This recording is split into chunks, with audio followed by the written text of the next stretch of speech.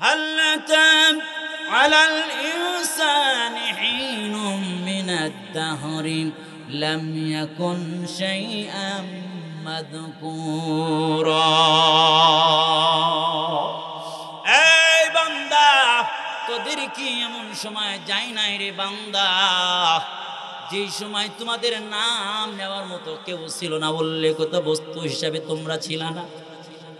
বলেন দেখি এই জায়গার মধ্যে যতগুলো লোক আছেন একটু জবান খুলে বলবেন 150 বছর আগে কি আমাদের কেউ চিনতো, কেউ জানতো, কেউ কি আমাদের নাম নিয়েছে? জোরে বলেন, আরো জোরে বলেন। আল্লাহ বলেন ও বান্দা তোমরা সবাই ছিলাম মরা, আমি আল্লাহ তাআলা জীবিত করলাম, মানে দুনিয়ায় পাঠাইলাম। এই যে দুনিয়ায় পাঠাইলাম আল্লাহ তাআলা বলেন ফাহিয়াকুম, দুনিয়ায় পাঠাইলাম। সুম্মা ইউমীতুকুম সুম্মা ইউহয়ীকুম সুম্মা ইলাইহি তুরজাউন।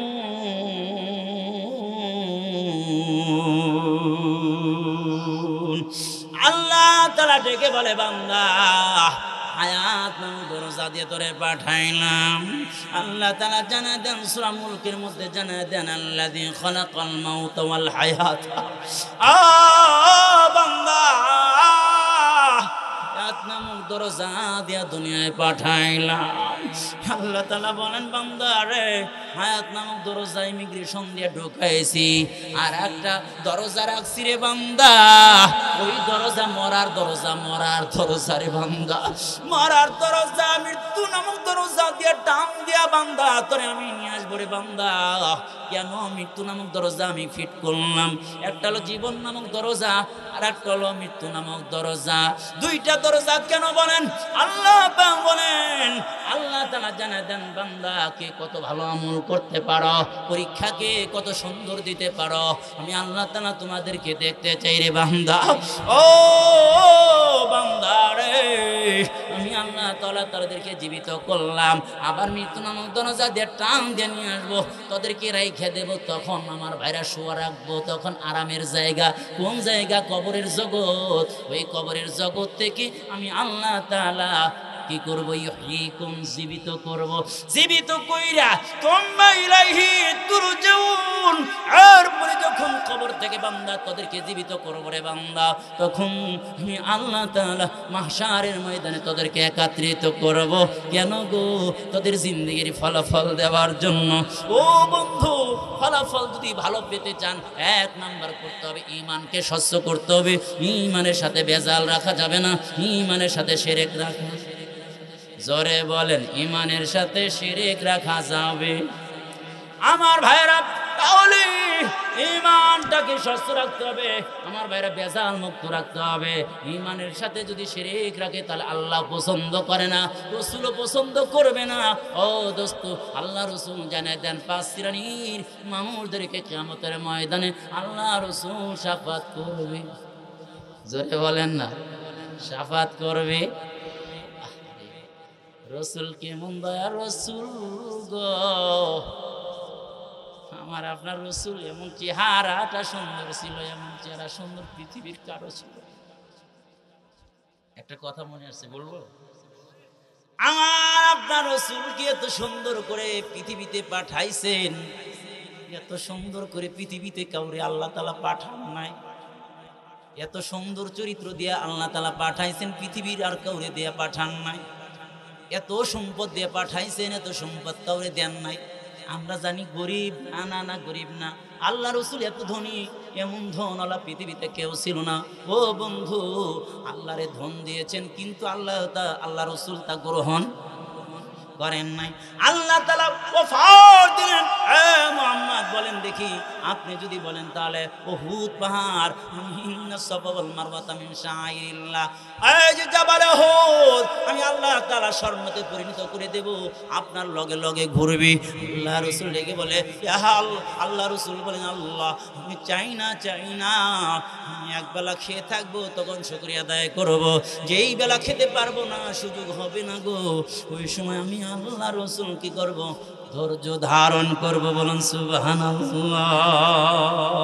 আমার এমন সুন্দর ছিল গো। আয়েশা ডেকে বলে, আমার রাসূল যখন আমার ঘরের মধ্যে যখন ল্যাম্প থাকতো না, কপি থাকতো না, বাতি থাকতো না, ঘরের মধ্যে যখন কাজ করার দরকার হইতো তখন আমি অপেক্ষা করতাম কখন আমার রাসূল ঘরের মধ্যে আসবে।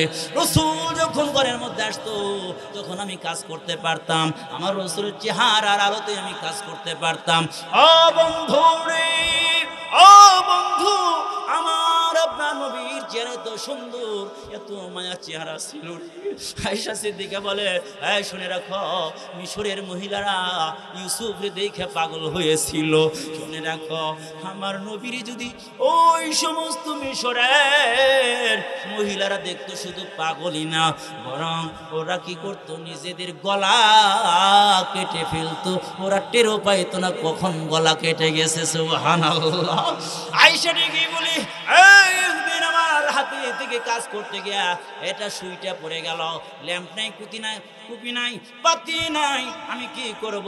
তখন আমি কি করলাম, রাসূল ইশার নামাজ পড়ে ঘরের মধ্যে ঢুকবে অপেক্ষা করতে থাকলাম। আল্লাহ রাসূল ঘরের মধ্যে যখন ঢুকলো, আমি এবার তাকায় তাকায় খুঁজে খুঁজে আমি সুইটা বের করলাম। সুবহানাল্লাহ। আয়েশা বলেন, লানা শামসুন ওয়ালিল্লাহ ফাকে শামসু ওয়া শামসি আফদালু শামসিস সামাই ফা ইন্না শামসা তাতলু বাদাল ফাজরি ফা ইন্না শামসা তাতলু বাদাল ফাজরি ওয়া শামসি তাতলু বাদাল ইশাই ওয়া তাতলু ওয়া শামসি তাতলু বাদাল ইশাই। আল্লাহু আকবার। আরো জোরে বলেন আল্লাহু আকবার। আয়েশা বলে, ও পৃথিবীর মানুষরা রে, আকাশের মধ্যে তাকালে একটা কি পাওয়া যায়, সূর্য দেখা যায়। সূর্যটা উদিত হয় ফজরের পরে। আল্লাহ তাআলা আমার একটা চাঁদ আর সূর্য দিয়েছেন, ওই সূর্যটা উদিত করে দেন আল্লাহ ইশারের পরে। আমার ভাইরা, হযরতে আনাস মসজিদ থেকে বের হইয়া রাসূলের খোঁজ করতে আরম্ভ করলেন। রাসূল কোথায় আছে গো? তাকায় দেখে পাহাড়ের পাদদেশে ইয়াখুদুল আহজার, রাসূল পাথরগুলো ঢুকাইতেছে। হযরতে আনাস ডেকে বলেন, খাদামতুন নবী সাল্লাল্লাহু আলাইহি ওয়াসাল্লাম আশারা সানাত, আমি আল্লাহ রাসূলের খেদমত করেছি, 1 বছর নয়, 2 বছর নয়, 10 বছর পর্যন্ত রাসূলের খেদমত করেছি। আল্লাহ রাসূল কোনোদিন বলেন নাই লিমা সানাত, এই কাজটা কেন করলা, লিমা লাম তাসনা, এই কাজটা কেন করো নাই। জীবনে কোনোদিন রাসূল ডেকে কোনোদিন আনাসকে এই কথা বলেন নাই। আনাস ডেকে বলি, আল্লাহ রাসূলকে দেখলাম হযরতে মুহাম্মদ আরবি পাথরগুলো ঠুকাইতেছেন আস্তে আস্তে। আনাস ডেকে বলে, হে রাসূল, আল্লাহ পাথর কেন ঠুকার? আল্লাহ রাসূল চোখের পানি ছেড়ে দিয়ে ডেকে বলে, আনাস রে, জানো না আমার পেটের মধ্যে ক্ষুধার যন্ত্রণার কারণে কয়েকদিন যাবত খাবার নাই, ক্ষুধার যন্ত্রণার কারণে পেটের মধ্যে যেন আগুন ধরে গেছে। আমি কি করব? পাথরগুলো, ঠান্ডা পাথরগুলো যদি আমি পাথর এরকম পেটের মধ্যে বাঁধি, তখন আমার কোন এরকম ঠান্ডা লাগতে থাকে, ভালো লাগতে থাকে। হযরতে আনাস কেমন আশিক ছিল রে, সঙ্গে সঙ্গে খানা বন্ধ করে দিয়েছেন। খানা বন্ধ করে দিয়ে এই সুন্নত আদায় করার জন্য ছোট ছোট পাথর এরকম পেটের মধ্যে বাঁধা আরম্ভ করেছি। বেঁধে ঘরের মধ্যে বাড়িতে যখন গেছি, আনাসের মা ডেকে বলে, আহুম্মু আনাস, আনাসের মা ডেকে বলে, এই আনাস রে, তালহিনা এদিকে আয়, আয়, তোর চেহারাটা কেমন মলিন দেখা যায়, পৃথিবীর কেউ না জানলে মা কিন্তু সন্তানের চেহারা দেখে বুঝতে পারবে খাবার খেয়েছে কি খায় নাই। জোরে বলে আমার ভাইরা রে, আনাসের মা ডেকে বলে, আজ তুই কি খাবার খাস নাই? আনাস ডেকে বলে, আমি যদি বলি খাবার খাই নাই তাহলে আরে রাসূলের ব্যাপারে প্রশ্ন উঠবে, রাসূল কি তাহলে খাবার খাওয়ায় না? আর যদি বলি খেয়েছি তাহলে মিথ্যা হয়ে যাবে। আনাস ঘরের মধ্যে ঢুকলেন, দেখান আনাস বাইতিহি, আনাস ঘরের মধ্যে ঢুকে শুয়ে পড়লেন। আনাসের মা ঘরের মধ্যে গিয়ে দেখে আনাস শুয়ে পড়েছে।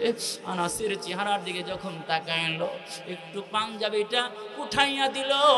আনাসের মা নাজারাত আনাসিলাহা হাসি, আরে আনাসের মা আনাসের দিকে নজর করে দেখে ওর পেটের মধ্যে, পেটের সাথে অসংখ্য পাথর বাঁধা আছে। আনাসের মা চোখের পানি ছেড়ে দিয়ে কান্দে আর বলে, আনাস রে, কতদিন যাবত তুই খাবার খাস না, কারণ কি? আরে কেন তুই খাবার খাস না? তুই কেন পাথর বাঁধলি রে আনাস?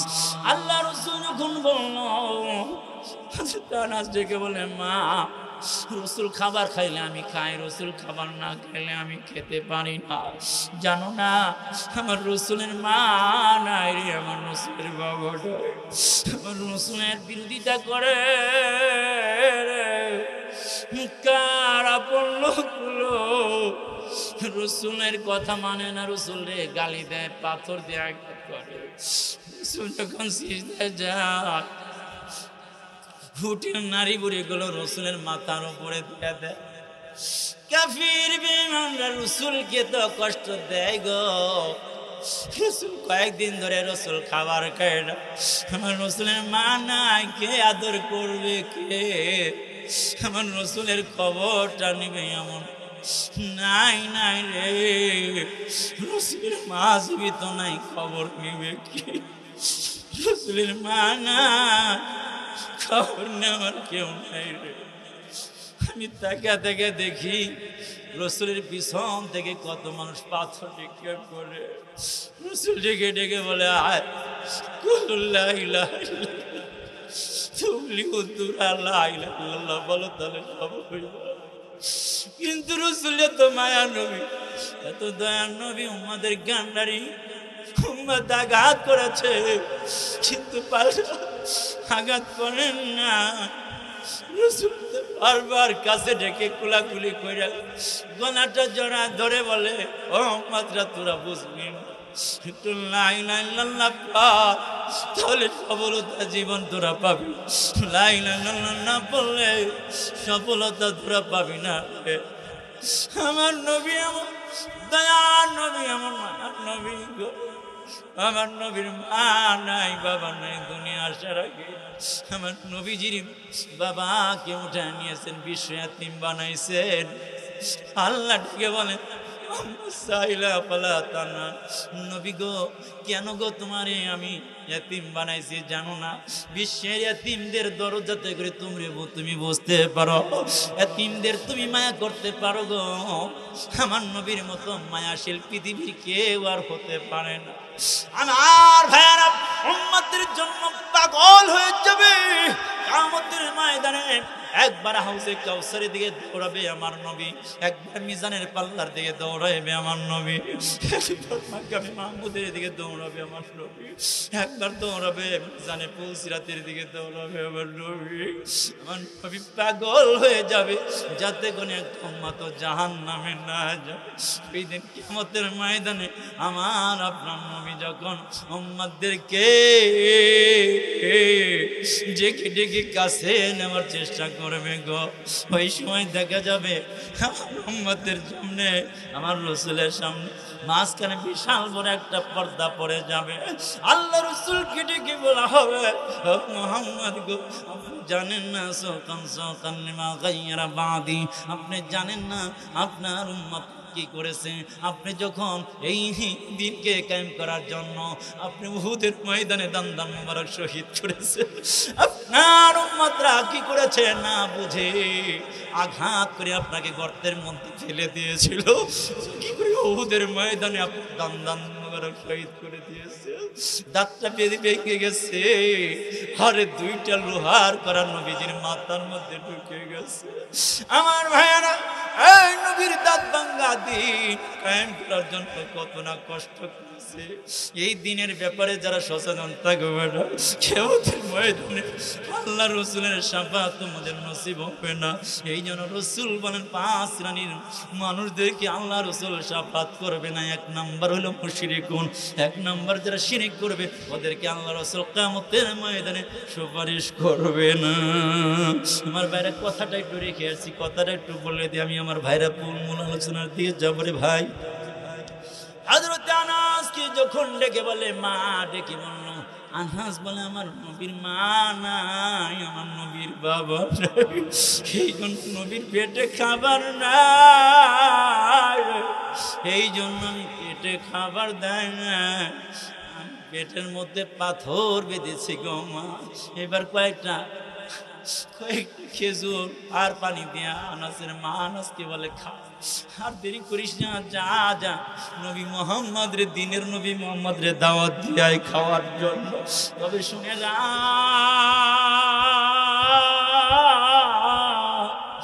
আমার নবীর মায়া নবীর চেহারার মতো চেহারা পৃথিবীতে আর হতে পারে না, এটা শুনেছি। আজকে আমি পরীক্ষা করব বাস্তবে কি আমার নবী সব চাইতে সুন্দর কিনা, এটা আমি দেখব। এই জন্য আনাস রে যা, নবী মোহাম্মদ রে খাবারের জন্য বলবি, ইশারের পরে যেন আসে, দিনে যেন না আসে। আনাস তোর এক করে মোহাম্মদ আরবির কাছে চলে গেছে। ইয়া রাসূলুল্লাহ, ইয়া হাবিবাল্লাহ, আপনারই দাওয়াত দিছি, খাওয়ার দাওয়াত। আল্লাহ রসুল বলে থামো থামো, তোমার একটা কথা বলি, আজকে আগামীকাল তোমাদের বাড়িতে দাওয়াত ঠিক আছে, তবে দিনের বেলায় যাব না, রাত্রিতে যাব। বলেন সুবহানাল্লাহ। আনাস ডেকে বলে, আমার মা বলেছে রাত্রিতে আসার জন্য। আমার মার কথাটা আমি রসুলের দরবারে ব্যক্ত করিনি। কিভাবে রসুল বুঝতে পারলো? রসুল আগে শর্ত দিলেন রাত্রে যাবে। আমার মায়েরা, আল্লাহ তাআলা বিনা নেটওয়ার্কে বিনা মোবাইলে মেসেজ পাঠাইয়া দিয়া আল্লাহ তাআলা জানা দেন নবী গো, আপনারে আনাসের মা আপনারে পরীক্ষা করতে চায়, দেখতে চায়, এই জন্য আপনি দিনে যেতে পারবেন না, রাত্রিতে যাবেন। সুবহানাল্লাহ। আনাসের মা এই কথাটা বলেছে, পরের দিন রাত্রিতে গেছেন। আনাসের মা ডেকে বলে, আনাস একটু আমার সামনে দাঁড়ায় যা। আনাস দাঁড়ায় গেছে, আনাসের কাঁধের উপরে আনাসের মা থুতনি বরফটা রেখে দিছে, রেখে একটু তাকায় তাকা দেখে, নাজারা আনাস ইলার রাসূলি সাল্লাল্লাহু আলাইহি ওয়াসাল্লাম মাররাতান ওয়া ইলাল কামারি মাররাতান।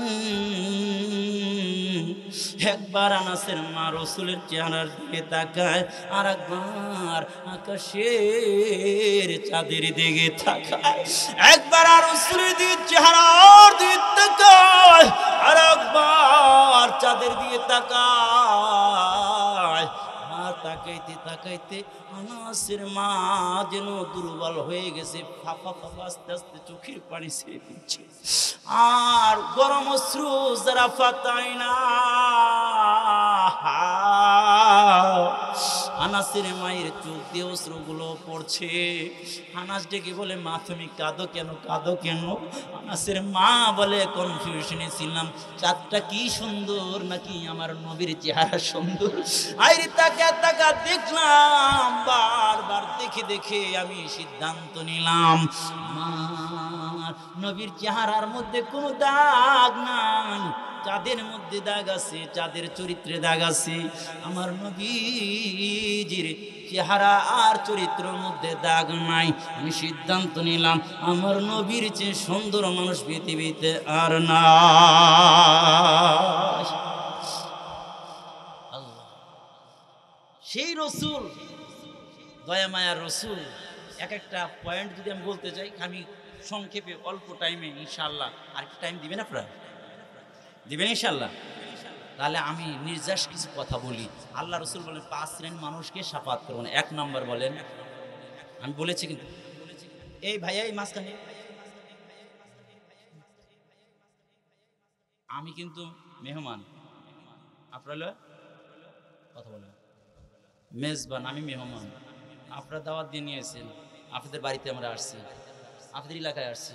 আর যদি আপনি যান গা, তাহলে মেহমান কি করবো? বুঝেন নাই কথা? তাহলে যাইতে দিব না, কিন্তু এখানে রশি নাই, বিনা রশিতে বাইরে রাখতে হবে। বুঝেন নাই কথা? সাবধান। আল্লাহু আকবার বলেন, আরো জোরে আল্লাহু আকবার। আমরা তো কেউ শিরক করি না, তাহলে সমস্যা কি? শিরক করেন না। শিরক এবার একটু সংজ্ঞা দিয়ে, শিরক কারে বলে? রসুল জীবিতকারী, মৃত্যু দানকারী, রিজিক দাতা, অসুখ দাতা, অসুখে সুস্থকারী, সব কিছু কারণেওয়ালা জাতকে, এর সাথে অন্যকে সমকক্ষ মানা। অন্য সুস্থ করতে পারে, অন্য ছেলে দিতে পারে, অন্য মারতে পারে, অন্য জীবিত করতে পারে, এই বিশ্বাস করার নাম হইল শিরক। কিছু শিরক আছে দেখেন, 3টা মেয়ে হয়েছে, মা এবার গেছে মাঝে গিয়া কয় 3টা মেয়ে হয়েছে, এবার যদি পেটেরটা যদি মেয়ে হয় তাহলে তো উপায় নাই। বাবা একটু নজর দেন, বোঝেন এই কথা? এই যে শিরক, আসেন না আল্লাহ। তাহলে আমরা কিছু শিরক করি, এটা তাহলে বলি। আনকমন কয়টা শিরকের কথা বলি যেগুলো শোনেন নাই। আমরা বলি পূজার সময় বৃষ্টি হয়, বলে কি বলে না? আপনি এলাকায় বলে না? না কি বলে? পূজার সময় পূজায় কি বৃষ্টি দেয় না বৃষ্টি আল্লাহ দেয়? তাহলে এটা শিরক না শিরক না? জোরে বলেন। তাহলে বলবেন কি বৃষ্টির সময় পূজা হয়? কি হয়? বৃষ্টির সময় পূজা হয়, পূজার সময় বৃষ্টি হয়, কথাটা ঠিক না? কারণ বৃষ্টি তো টাইম, বৃষ্টি তো হইবই। আগুনের মধ্যে হাত দিলে তো আগুন জ্বালাইবে, বৃষ্টির সময় তো বৃষ্টি হবে। এই জন্য পূজার সময় বৃষ্টি হয় না, বরং বৃষ্টির সময়, কথা কয় না, বৃষ্টির সময়। আর একটা বলি, তাহলে এই কথা বলা যাবে না। আর একটা বলি, হ্যালো দোস্ত, কেমন? আসসালামু আলাইকুম। কয় ভালো আছিস নি? কয় আসি ভালো। কোন জায়গায় আছে? কয় চাকরিতে। কয় ঠিক আছে, চাকরি কেমন আছে? বল ভালাই। ছেলে মেয়ে কেমন আছে? কয় ভালাই। তোর বউটা কেমন? কয় ভালাই আছে। সংসার কেমন চলছে? ভালাই আছে। ঠিক আছে দোস্ত, আসি সে টাইম করে। কয় আচ্ছা ঠিক আছে, ভালো থাকিস, আসসালামু আলাইকুম। কথা কয় বলে কি বলে না? ভালো থাকা, যদি ওই ক্ষমতাই থাকতো ভালো থাকার, তাহলে ও জীবনে কি আর অসুখ হইতো? তাহলে ভালো রাখা, ভালো থাকা কার ক্ষমতা? তাহলে এই কথা বলা শিরক। ভালো থাকিস, এই কথা বইলা মোবাইল যে রাখলেন, আপনি শিরক করলেন। তাহলে বলতে হবে কি? বলতে হবে আল্লাহ ভালো রাখুক, রাখি, আসসালামু আলাইকুম। কথা কয় না? কি বলতে হবে? আল্লাহ।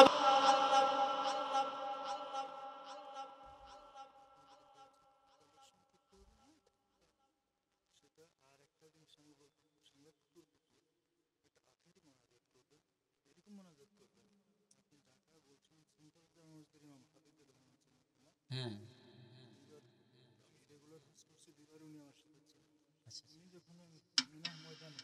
মোনাজাত ধরছে। হ্যাঁ, তো আমি দেখছি লোকজন চিৎকার করে কান্না গড়াগড়ি করা শুরু করে বেশিরভাগ। আমি যে এরকম একটা মোনাজাত করবেন আখেরি মোনাজাত। ইনশাআল্লাহ সবকিছু কার হাতে? আরো জোরে। বেদাত আছে কি? 2 নাম্বার কি? বেদাতিকে আল্লাহ রাসূল শাফাত করবে, বেদাত আছে। হ্যাঁ, খেয়াল করেন, আপনারা যারা কমিটিতে যারা আছে একটু বসেন, হাঁটার আর কিছু বলেন। আপনারা চান কিছু কথা বলি? চান একটু?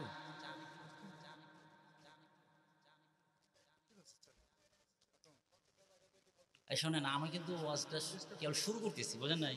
এত গুছাইলেন, আমি তো ঢুকতেছি।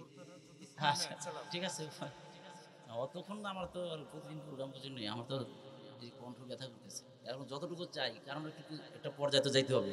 কেবল 5টা বিষয় শুরু করলাম। 1 নাম্বার, মুশরিকদেরকে সে কি করবে না?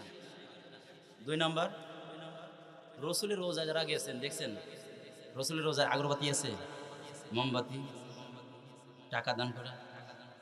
তাহলে আমাদের দেশে যারা মোমবাতি, আগরবাতি, টাকা পয়সা দান করতেছে, এটা কি কথা কয় না? এটা বেদাত। এটা কি বেদাত?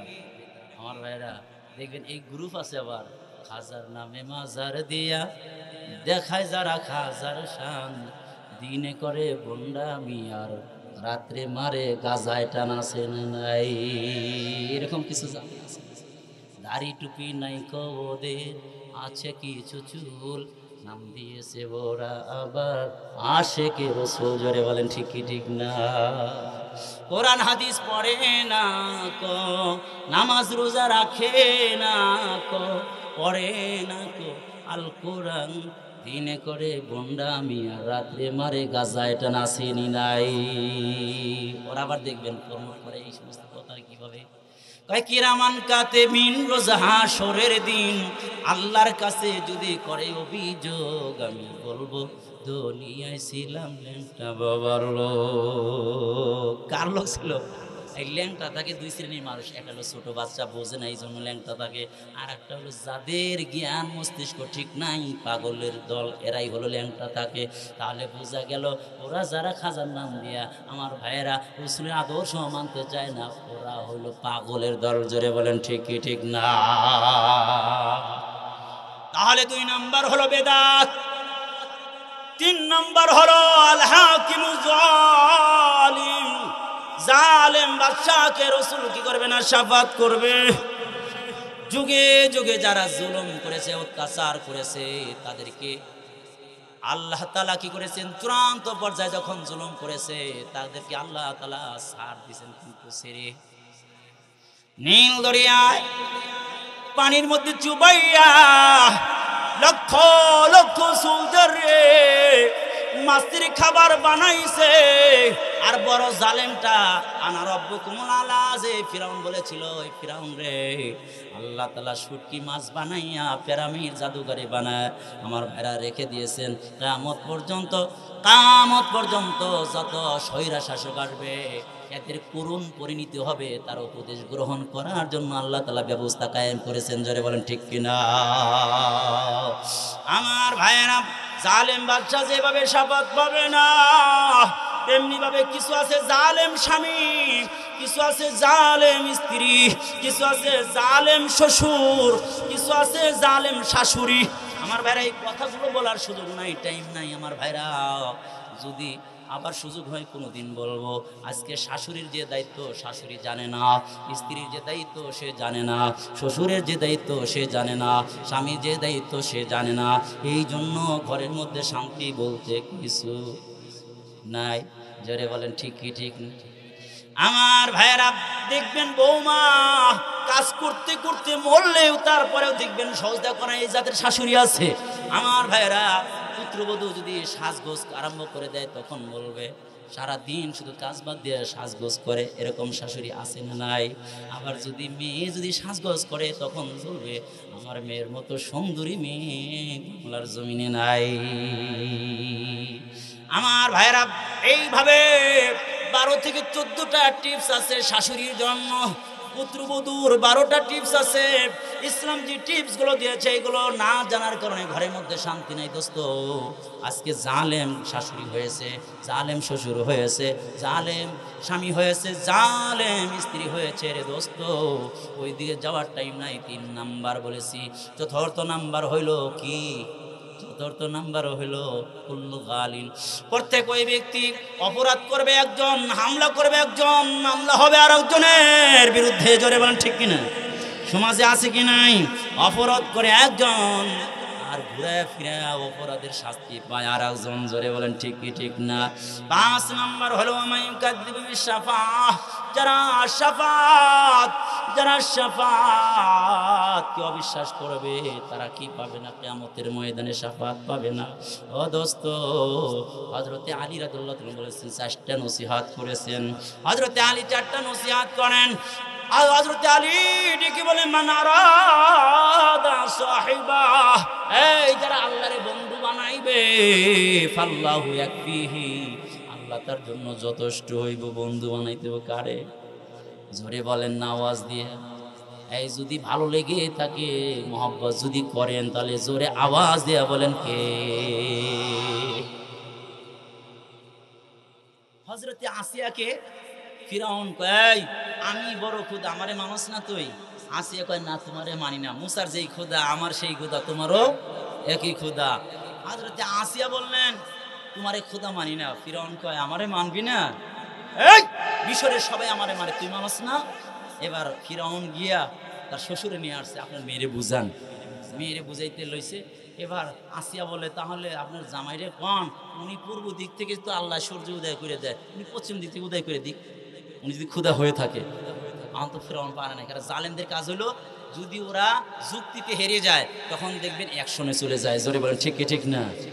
এবার আসিয়ারে রাজ দরবারে নিয়ে এসে দুই হাত দুই দিকে দিয়া পেরাক লাগাই দিছে, কিলোক লাগাই দিছে, গলার মধ্যে সাপ পেঁচাই দিছে।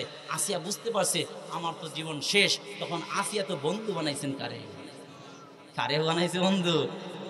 আল্লাহরে ডাক দিয়া কয়, ওই ডাকটা আল্লাহ পাক কোট করে সূরা তাহরিমের মধ্যে জানাই দিয়েছেন। আল্লাহরে বলে রব্বি বিনিলি ইনদাকা বাইতান ফিল জান্নাহ। হযরতে আসিয়া ডেকে বলে আল্লাহ, দুনিয়ায় কোথায় ঘর চাই না, কোথায়ও আশ্রয় চাই না, ফিরাউনের কাছেও চাই না, কারো কাছে চাই না। রব্বিবনিলি, আমার জন্য বানাও, ইনদাকা, তোমার কাছে। কার কাছে? যে যারে ভালোবাসে সে তার কাছে থাকতে চায়। জোরে বলেন ঠিক কি না? হযরতে আসিয়া ডেকে বলে আল্লাহ, আমি তোমারে ভালোবাসি, তোমার জন্য সব ছেড়েছি। ও মালিক, তোমার কাছে একটা ঘর বানায় দাও। আল্লাহ তাআলা কবুল করলেন, কবুল করলেন। কবুল যখন হয়ে গেছে, আল্লাহ তাআলা এরকম ফেরেশতারে ডেকে বলে ও ফেরেশতা, যা যা, আসিয়ার যেন কষ্ট না হয়, না হয়। যা, আসিয়া যদি দেখতে চায়, আসিয়ার যখন জান কবজ করবে রে ফেরেশতা, আসিয়ার জান কবজ করার আগে তুই একটু জান্নাতটা তার সামনে তুলে ধর, সামনে জান্নাত তুলে ধর, জান্নাতটা তুলে ধর। তাহলে বন্ধু যদি বানানো যায় আল্লাহ রে, তাহলে আল্লাহ ওই ব্যক্তির জন্য যথেষ্ট হয়ে যাবে কিনা? জোরে বলেন আমার ভাইরা। 2 নাম্বার, আলী বলেন মান আরাদা মুনিসান, যারা কোরআনকে বন্ধু বানাবে রে, কোরআনকে মহব্বত করবে, কোরআনকে মহব্বত করবে, তাহলে কোরআন ফাল কোরআন ইয়াকফিহি, কোরআন তার জন্য যথেষ্ট হয়ে যাবে। দোস্ত গো, আল মাইয়াতু বুদিয়া ফি কবরিহি, মাইয়াতকে যখন কবরে রাখা হয় তখন ইয়াসমাউনি আলা সাহিবিহিম, এই তাদের বন্ধুরা যে হেঁটে হেঁটে যায় তাদের জুতার আওয়াজটা শুনতে পারে। বন্ধুরা যখন চলে যায়, জামালাকান, 2 জন ফেরেশতা সেই কিদানিহি তারে বসায় ফেলে। এবার ইতিমধ্যে 2 জন ফেরেশতা তারে পরীক্ষা নেওয়া আরম্ভ করে দেয়। আর ইতিমধ্যে একজন সাদা কাপড় পরিহিত ব্যক্তি তার সামনে উপস্থিত হয়ে যায়। মাইয়াত বলে আল্লাহ, ও ব্যক্তি, তোমারে তো চিনি না ভাই, তুমি কোত্থেকে আসলা? দেখে বলে তুমি চেনো না, চেনো না, আমি তো ওই কোরআন আল্লাহর কালাম, দুনিয়ায় তুমি ঘুম পরিত্যাগ কইরা গভীর রজনীতে কোরআন তেলাওয়াত করেছো রে। আহা, আমারে মহব্বত করেছো, কোরআন জানো না, কিন্তু ইমাম সাহেবের কাছ থেকে পড়া শুনেছো, কোরআন ওয়ালারে মহব্বত করেছো, কোরআন তুমি চুমো খেয়েছো, কোরআন রে তুমি মহব্বত করেছো, কোরআন পড়া জানো না, কিন্তু দিলের মধ্যে বড় ব্যথা, কোরআনকে মহব্বত করেছো, কোরআন কোরআন তখন ডেকে বলে তোমার ভয় নাই, ভয় নাই, গাউফার সুকা, তোমার থেকে আমি আলাদা হব না। যতক্ষণ পর্যন্ত জান্নাত পর্যন্ত পৌঁছাইতে না পারবো ততক্ষণ পর্যন্ত আমি কোরআন তোমার থেকে আলাদা হব না। সুবহানাল্লাহ। এই জন্য ডেকে বলে আল্লাহ রাসূল বলেন কোন আলিমান, এই তুমি আলেম হও, এই আও মুতাআল্লিমান, আলেম না হইতে বলে আলেমের কি হও, ছাত্র হয়ে যাও। আলেমের ছাত্র হওয়ার টাইম নাই, তাহলে কি করো তোমরা? আও মুঈনান, আলেমরে সহজতা করো, আও মুহিব্বান, আলেমরে মহব্বত করো, ওয়ালা তাকুন খামিসান, পঞ্চম নম্বরে যাইও না, ফাতাহলিক, তাহলে ধ্বংস হয়ে যাইবা বন্ধু। এই জন্য মহব্বত করতে হবে দুনিয়ায় কারে? আল্লাহকে এবং আল্লাহ রসুলকে। আর রসুল তো নাই দুনিয়ায়, জিন্দা নায়েবে নবী আছে, ওলামায়ে কিরাম। জোরে বলেন ঠিক কি ঠিক না? আমার ভাইয়েরা, এই জন্য বলবো দোস্ত, কোরআনকে মহব্বত করো, কোরআনওয়ালাদেরকে মহব্বত করো। কোরআন যাদের সিনার মধ্যে আছে ওরা অনেক জ্ঞানী, আমরা মনে করি ওদের জ্ঞান নাই। তুমি জানো না কোরআনওয়ালাদের কত জ্ঞান, তোমাদের জ্ঞান যেখানে শেষ, কোরআনওয়ালাদের জ্ঞান সেখান থেকে শুরু। জোরে বলেন ঠিকই ঠিক না? আমার ভাইয়েরা, একজন বিবাহ করে, আমাদের আপনাদের দেশে আসে না, বিবাহ করে বিদেশ যায়, হ্যাঁ, বিদেশ করে বিবাহ করে বিদেশ চলে গেছে। এখন ইতিমধ্যে কয়েক মাস পরে বাচ্চা আসছে দুনিয়ায়। এখন একটু যখন হাঁটা শুরু করছে, বিদেশ থেকে ফোন করে বলে, এই আমার ছেলেরে কেজি স্কুলে পাঠাবি। ঠিক আছে, কেজি স্কুলে পড়ার আমি বিরোধিতা করবো, তবে আগে যেটা শিক্ষা দিতে হবে সেটা কি? কোরআন শিখে দিতে, নামাজ শিখে দিতে হবে। হ্যাঁ, এখন তো তা শিক্ষা দিবে না, কিন্তু বিবাহ যে করেছে হাজী সাহেবের মেয়ে, আর সে বলছে ঠিক, কিন্তু আগে পাঠাইছে নুরানি মাদ্রাসায়। কই পাঠাইছে? নুরানি মাদ্রাসায় পাঠাইছে। এখন বিদেশ থেকে কয়েক বছর পরে যখন আসছে, ছেলে তো একটু বড় হয়ে গেছে, 8 বছর হয়ে গেছে, এখন নাজেরা পড়ে। এত দেখে তো আর পাক্কা হুজুর, এত আগের থেকে হুজুর দেখতে পারে না। কিছু লোক আছে না, হুজুর কোনো ক্ষতি করে নাই, তারপর দেখবেন কিছু লোক আছে হুজুর দেখতে পারে না। চায়ের কেটলি আর অন্য জায়গা নিয়ে আমার মাথায় যাইতে ধরবেন, দেখবেন চায়ের কেটলি গরম হয়ে গেছে। আছে কি নাই? এই জাতির লোক মুনাফিক হয়ে কিয়ামত দিন উঠবে। কারণ উলামায়ে কিরাম কখনো কারো শত্রু না। উলামায়ে কিরাম যারা খাঁটি আলেম, তারা চায় কিভাবে উম্মতরা সঠিক রাস্তা পায়, কিভাবে জাহান্নামের রাস্তা থেকে জান্নাতের রাস্তা দেখানো যায়, এটা সবসময় চেষ্টা করে। এই জন্য তোমার রাগ হওয়ার কি আছে?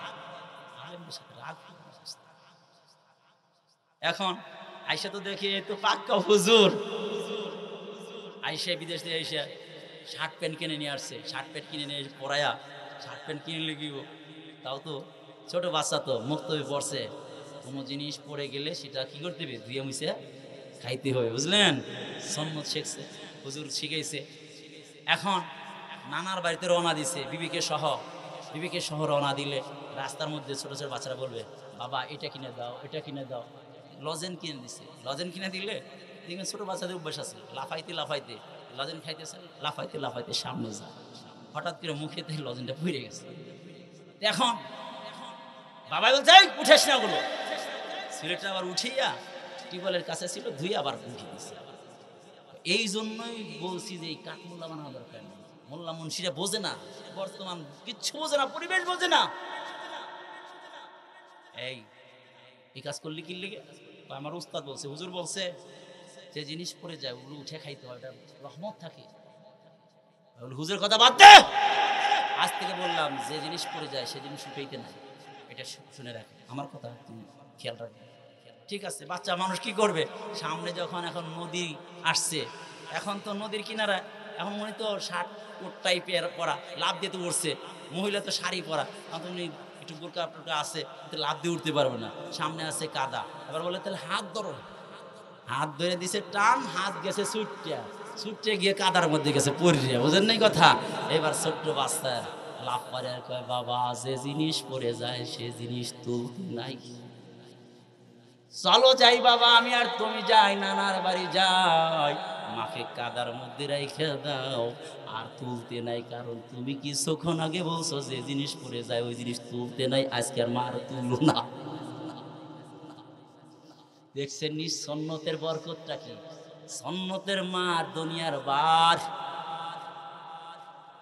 ও দোস্ত, টাইম বেশি নাই, অল্প টাইমে আখিরি মুনাজাত দিতে পারে। দোস্ত,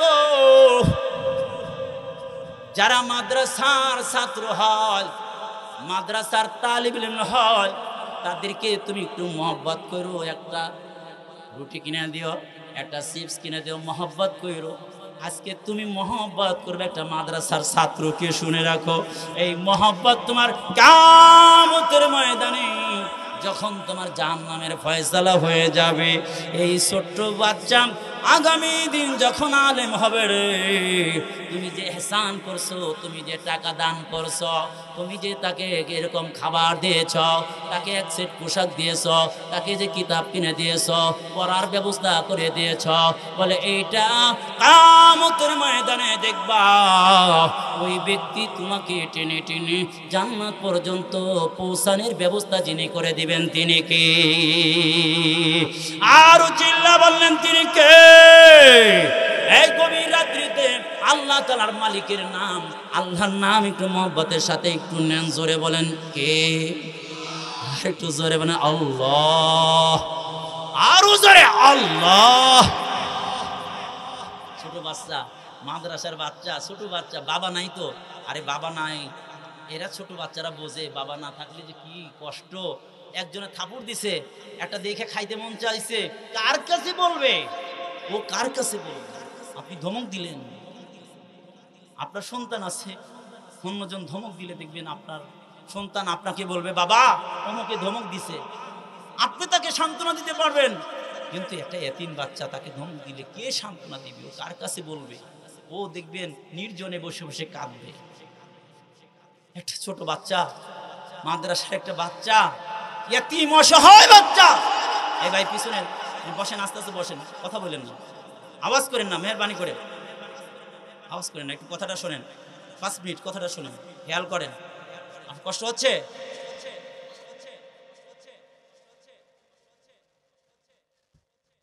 আমি সবাই আওয়াজ বন্ধ করতে বলছি, একটু আওয়াজ বন্ধ করেন, সবাই একটু তাকবীর দেন, লিল্লাহে তাকবীর। মিয়া গোপা কি বলে এটা, গোয়ালমারি না, ফরিদপুর গোয়ালমারি, ফরিদপুরের লোক, জজবাত অন্যরকম।